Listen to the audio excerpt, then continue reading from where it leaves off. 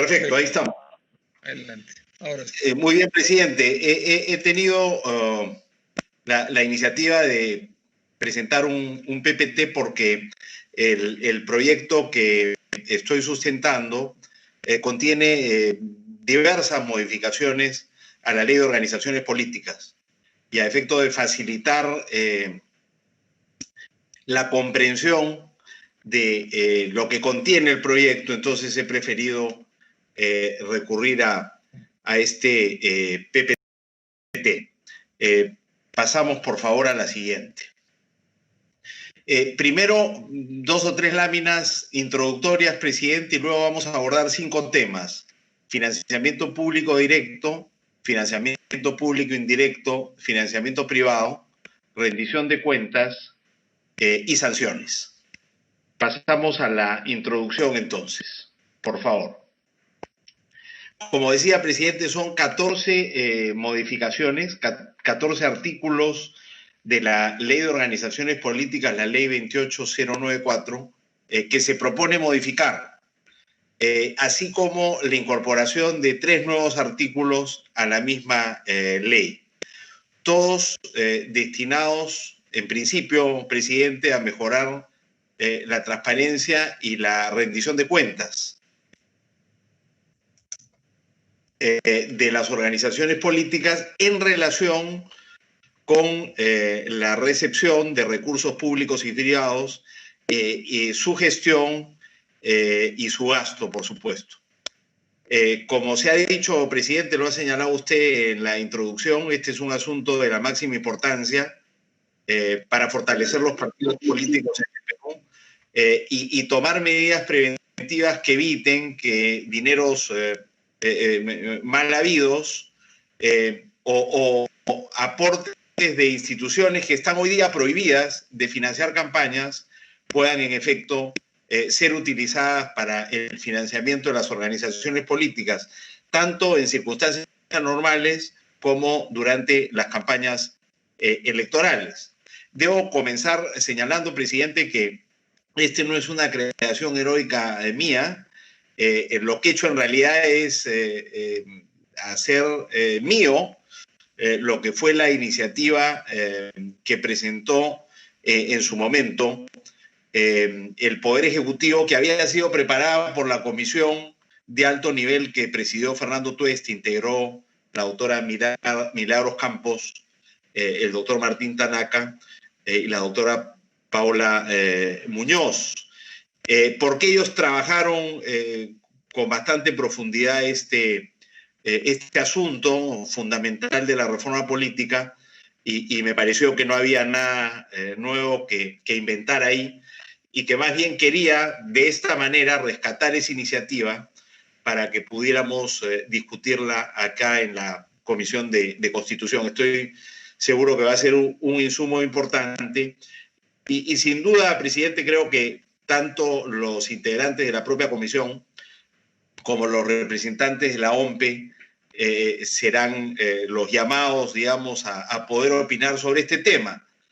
Los integrantes de la comisión, porque como digo, ellos fueron los responsables de preparar este texto en primer lugar, como la OMPE, que es la institución que, como veremos más adelante, es la encargada, ¿no es cierto?, de acompañar y regular y supervisar la manera como las organizaciones políticas hacen uso de recursos privados y proveer los recursos públicos a las organizaciones políticas para su financiamiento, de manera que esas dos opiniones me parecen fundamentales sobre este tema, no solo sobre este proyecto de ley, sino sobre lo referido a financiamiento de organizaciones políticas. Pasamos a la siguiente, por favor.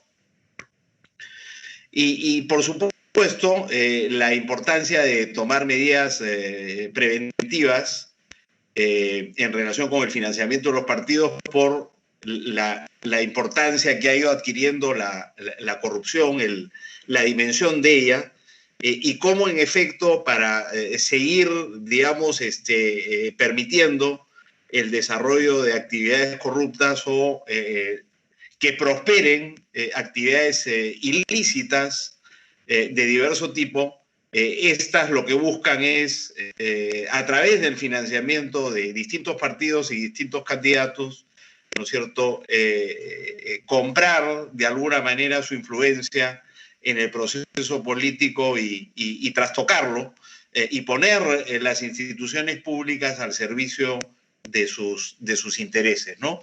Acá tenemos algunas cifras presentadas en un informe al que hace referencia a la Defensoría del Pueblo sobre el peso de la corrupción, la cantidad de funcionarios públicos que en los últimos años han sido procesados por el hecho de corrupción, el número de investigaciones, ¿no es cierto?, de casos graves de corrupción llevados adelante por el Congreso en los últimos 40 años, ¿no? Son alrededor de 200 casos de investigación, los más grandes, los más, digamos, conocidos. Y por último, la constatación de la preocupación por este problema a nivel de la opinión pública, ¿no? Acaba de salir un informe sobre, digamos, la percepción de los países de América Latina sobre los principales problemas en cada uno de nuestros países, y ahí aparece claramente en el Perú la corrupción como la preocupación principal, habiendo desplazado a la delincuencia y la inseguridad a un segundo plano. De manera que yo creo que todos conocemos las razones por las cuales este es un asunto de la máxima importancia. Adelante, por favor.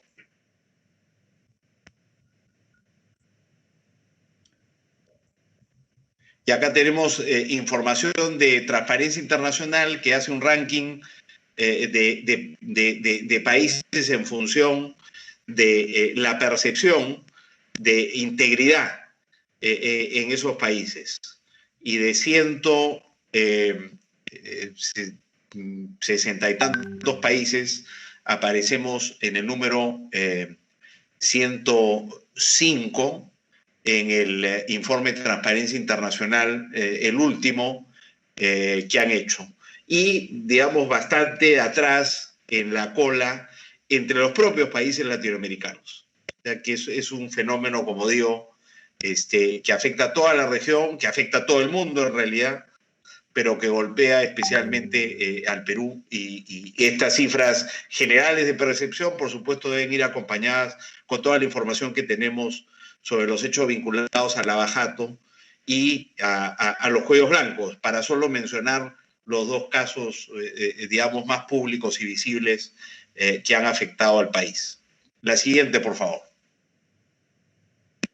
Aquí está el detalle de la propuesta.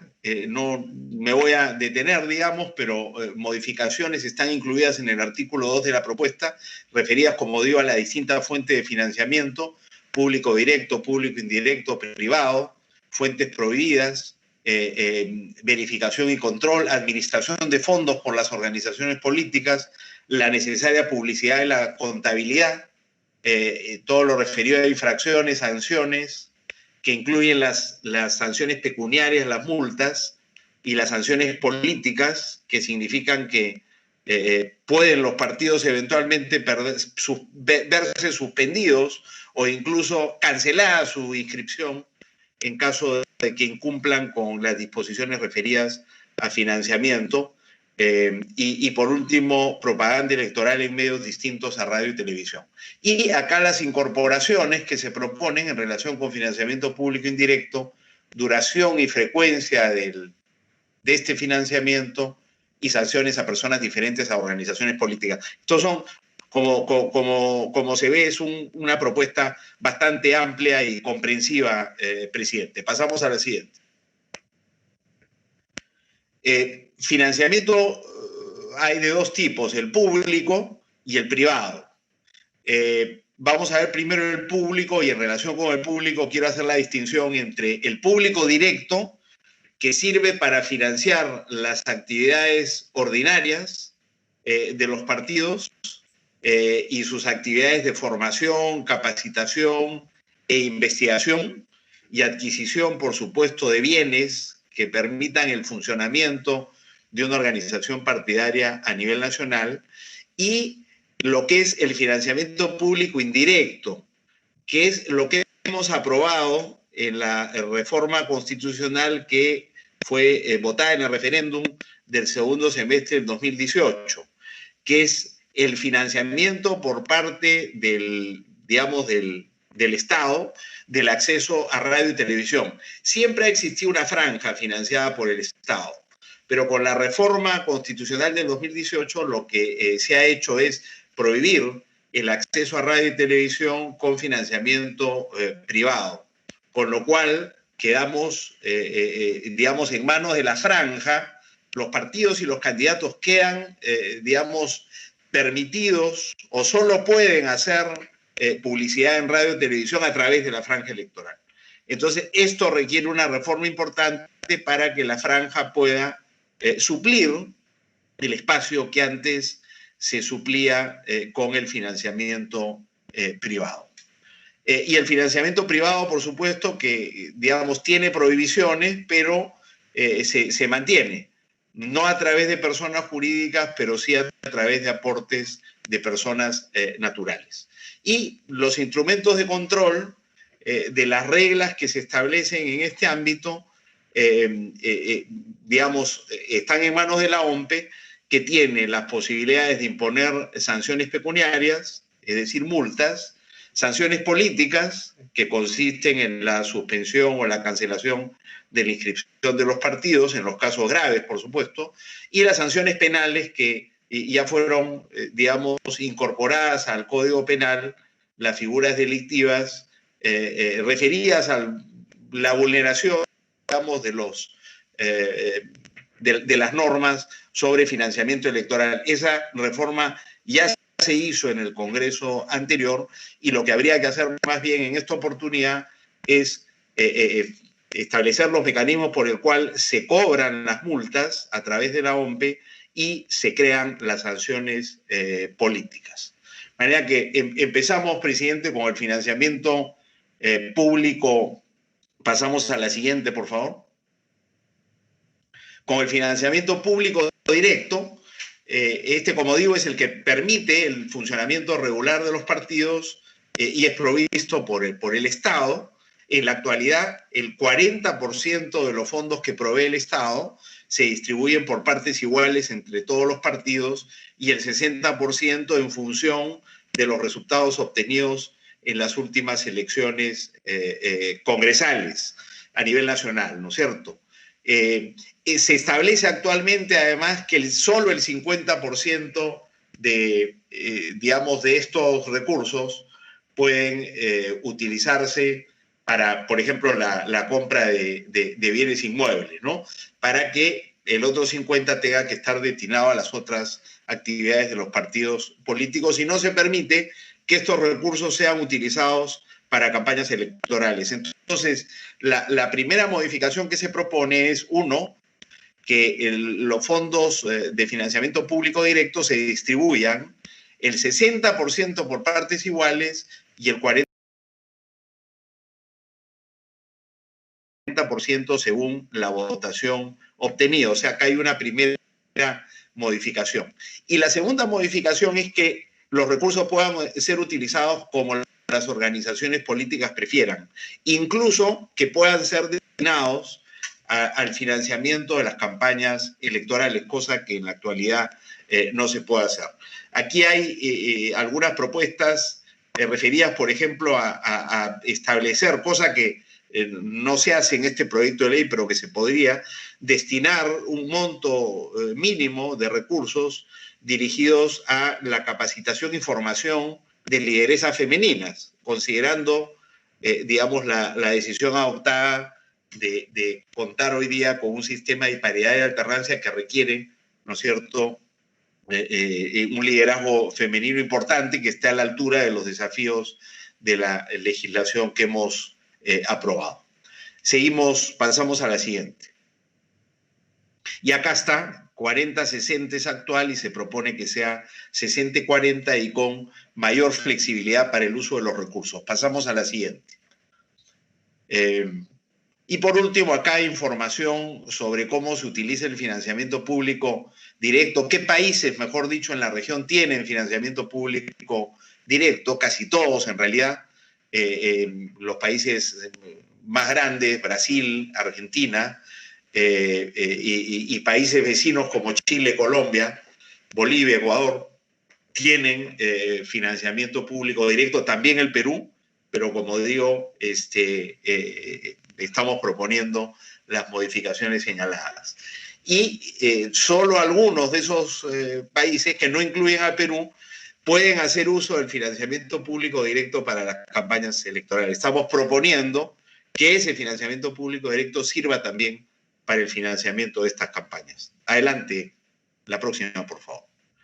Sobre el financiamiento público indirecto, que es la franja electoral en el sentido estricto para entendernos, esta franja es después de diciembre del 2018, el referéndum del 2018, la única forma de acceder a radio y televisión, porque se ha prohibido la contratación directa con recursos privados, digamos, propios. De manera que requerimos adaptar la legislación a esta reforma constitucional que se ha hecho. Hasta ahora, la franja funcionaba el último mes de las elecciones, entre el día 30 antes de las elecciones y 2 días antes. Lo que se propone es que la franja pueda funcionar ahora durante 45 días, siempre y cuando esto coincida con el calendario electoral, porque me llamaban la atención en la OMPE de que es probable que recién 30 días antes de las elecciones se conozca con absoluta certeza quiénes serán los candidatos y candidatas. Si ese fuera el caso, no va a poder haber pues una campaña con franja electoral de 45 días. Este es un asunto que hay que hablar con los organismos electorales para estar seguro de que esta franja de 45 días se ajusta al calendario que finalmente apruebe el Jurado Nacional de Elecciones. La propuesta es que la franja no se use solo de las 8 de la noche a las 11 de la noche, como actualmente, sino que pueda ser durante todo el día, de las 6 de la mañana hasta las 11 de la noche. Hay públicos diferentes y es bueno que todos los públicos puedan acceder, digamos, a los espacios de la franja. Y se propone que cada radio y televisión de naturaleza nacional pueda tener por lo menos 20 minutos dedicados a la franja entre el día 45 y el 15, 30 entre el día 14 y el 6 y 40 minutos diarios entre el 5 y los 2 días finales antes de la campaña. Esa es la propuesta. Los detalles hay que, por supuesto, discutirlos con la intensidad necesaria para estar seguro de que esta es una propuesta que, como digo, suple bien la ausencia del acceso a radio y televisión con medios y financiamiento privado. Pasamos a la siguiente, por favor. Y esto, acá está el resumen de lo que acabamos de decir. Pasamos a la siguiente, por favor. Sobre financiamiento privado, en la actualidad se establece que es necesario bancarizar, como se dice, es decir, depositar en el sistema financiero todo aporte privado a partir de una UIT, o sea, de los 4.300 soles. La propuesta que estamos trayendo es que a partir de los 430 soles sea necesario bancarizar todos los aportes. O sea, el 10% de la UIT, cualquier aporte que exceda el 10% de la UIT de 430 soles, lo conveniente es que sea bancarizado. En segundo lugar, la normativa vigente ya establece topes para los aportes privados y también señala cuáles son fuentes prohibidas, ¿no? Por ejemplo, las personas jurídicas no pueden hacer aportes, sean estas nacionales o extranjeras. Los organismos sin fines de lucro, nacionales o internacionales, no pueden hacer aportes. En el caso de los extranjeros, digamos, las ONGs extranjeras solo pueden hacer aportes si es que están destinados a actividades de formación, capacitación e investigación, pero no para ningún aporte de otra naturaleza. Las iglesias, por ejemplo, no pueden tampoco financiar, etc. Entonces hay limitaciones sobre las instituciones privadas que pueden aportar. La idea es que el esfuerzo privado se concentre en los aportes individuales de las personas naturales con unos topes que ya establece la legislación vigente. Lo que se está planteando en relación con esto, presidente, porque consideramos que la legislación vigente en esta materia ha establecido bien los topes y las fuentes prohibidas, es más bien asegurarse que las organizaciones políticas den acceso a su cuenta al momento de inscribirse, den acceso a la OMPE al momento de inscribirse para que la OMPE tenga la posibilidad de supervisar los movimientos de esas cuentas precisamente para identificar que los recursos provengan de las fuentes prohibidas y se cumpla con los topes establecidos. Y por último, también la legislación vigente establece que se puede recibir dinero para actividades proselitistas, ¿no? Hasta 250 UITs por actividad. Entonces, lo que se está planteando es que para, digamos, campaña electoral eso está bien, pero en periodos no electorales las actividades no deberían recaudar más de 100 UITs para el financiamiento de los partidos políticos, del financiamiento privado. Pasamos a la siguiente. Pasamos a la siguiente, por favor.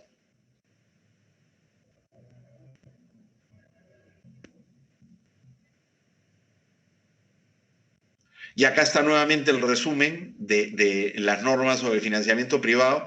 La actual norma dice, a partir de 4.300 soles una UIT es necesario bancarizar los aportes. Estamos proponiendo que se reduzca eso al 10% de la UIT, decía, a partir de 430 soles. La ventaja de que los aportes estén bancarizados es que queda registro de ello, porque hay en el sistema financiero un sistema de prevención de lavado de activos que permite identificar los montos que ingresan a las cuentas de todas las personas, naturales o jurídicas. Entonces, es un sistema premunido de garantías frente a la posibilidad de lavado de activos o de, digamos, aportes que estén reñidos con las normas establecidas en esta legislación. Y segundo, que la OMPE tenga acceso a las cuentas de las organizaciones políticas para, como digo, asegurar el cumplimiento de estas disposiciones. Y por último, lo referido a los topes en términos de actividades proselitistas durante la campaña y fuera de esta. Pasamos a la siguiente. En el cuarto tema, son 5, como he dicho, ya estamos llegando a la parte final. En lo referido a rendición de cuentas, en la actualidad no se rinde cuentas de los aportes de los candidatos o de los partidos durante la campaña electoral. Sí se hizo eso en las elecciones, por ejemplo, en 2016, pero luego se dejó de lado. Y se ha insistido mucho en que este es un asunto importante porque también permite ilustrar a los votantes y potenciales electores de la fuente de financiamiento que tienen los candidatos por los que eventualmente podrían votar. Esta es una información que se considera valiosa para los electores. Por eso se está planteando que por lo menos una vez durante la campaña los candidatos puedan rendir cuentas. Ya lo dijo el doctor Percy Medina, que nos acompañó en la única sesión que hasta ahora hemos tenido anterior a esta, dedicada a financiamiento electoral. Fue él quien invitó al secretario general de IDEA Internacional y a la secretaria general de Transparencia Internacional a esa muy interesante conversación que tuvimos sobre este tema y el panorama internacional y en la región sobre los controles que están estableciendo los distintos países sobre financiamiento electoral de partidos políticos, ¿no? Y ahí se sugirió que una fórmula interesante es que a través de Internet se pudiera, digamos, hacer la declaración de los recursos que reciben las campañas en tiempo real, digamos, que no haya que declarar con posterioridad sobre los ingresos y los egresos de los recursos de las organizaciones políticas, sino que en el momento en que esa información se incorpora a una base de datos virtual, digamos, a la cual tienen acceso directo los candidatos o los responsables de la campaña individual o de la campaña partidaria, el tesorero, esa información queda registrada y permite llevar con mucho orden, digamos, los ingresos y egresos de las campañas. Y no hay nada que ocultar, bueno, digamos, ese es un sistema muy cómodo. Por supuesto que si hay deseo de acomodar los números, entonces esta es una fórmula que no funciona muy bien.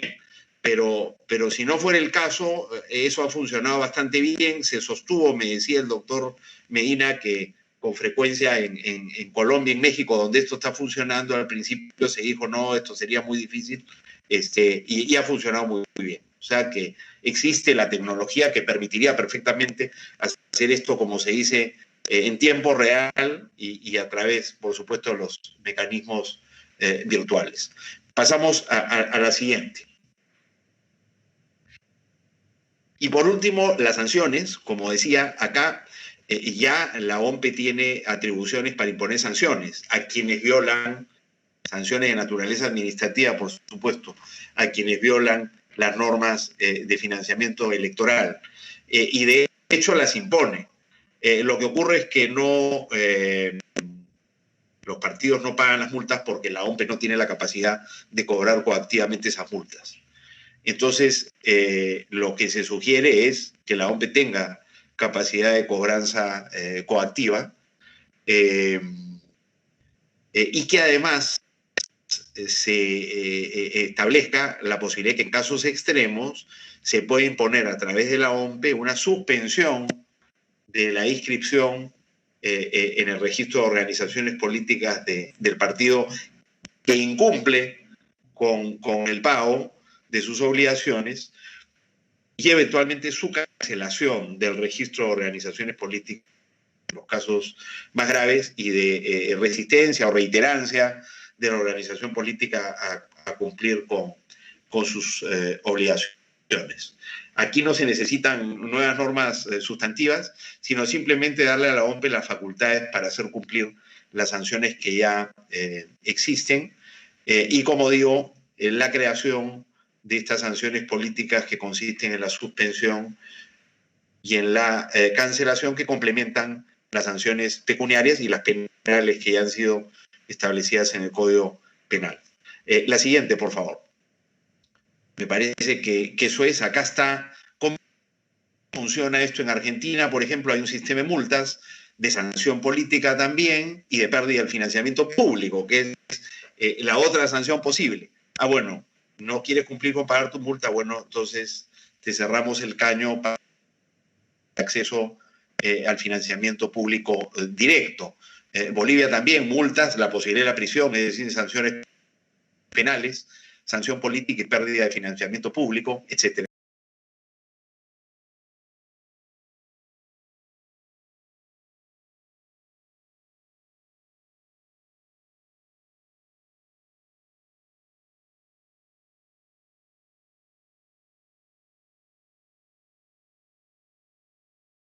En la mayoría de países de la región, Brasil, multa, sanción política y pérdida del financiamiento público.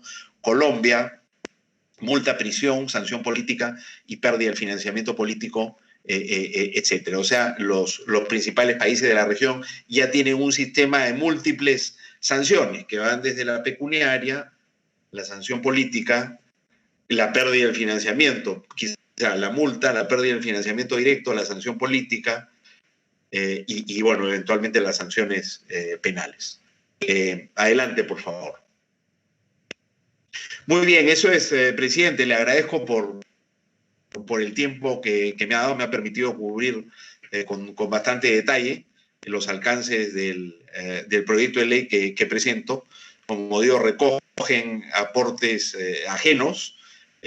Son los integrantes de la comisión de alto nivel que elaboraron esto y he considerado que estando este tema digamos, por discutirse, era necesario ponerlo al debate y he hecho mío entonces esta propuesta, rogándole que podamos eventualmente tener a miembros de